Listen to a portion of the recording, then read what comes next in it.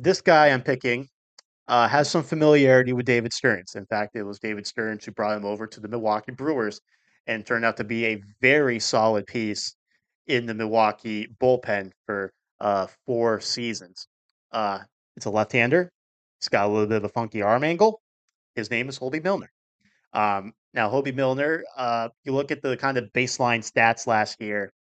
2023 he had a 1.82 ERA. 2024 it jumped up to 4.73. Um, the batting average against went up a bit. The WHIP went up a little bit.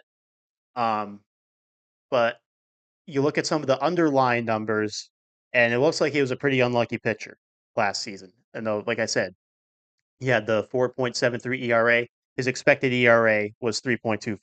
So there's a little bit of a difference there. Now, not that expected ERA is the end all be all number, but it kind of just shows you a little bit that maybe he was doing his job and didn't get some help from the rest of the team.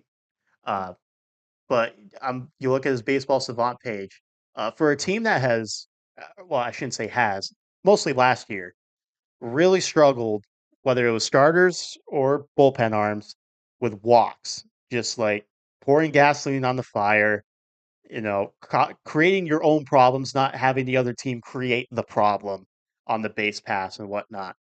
Hoby Milner was in 92nd percentile when it came to walk percentage. So it's a guy that does not typically walk a lot of guys. I that was the big kicker for me. I started with my great point with probably the best point here as to why the Mets should sign Holy Milner. He doesn't traditionally walk guys.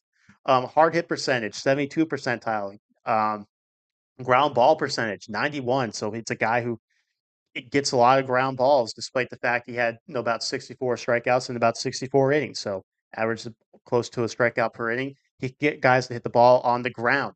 Um, Average exit velocity was in the 78th percentile. So when they do make contact, and he had with that high ground ball percentage, not a lot of hard contact against him. So that's something to be aware of. Um, Obviously, with him, he's not necessarily a hard thrower. So K despite having the K percentage up there, it's kind of a mediocre one. 57 percentile. So a little bit of a mediocre K percentage. But if it's a guy who's going to get soft contact ground balls, get big double plays when the Mets need them, um, I'm all for it.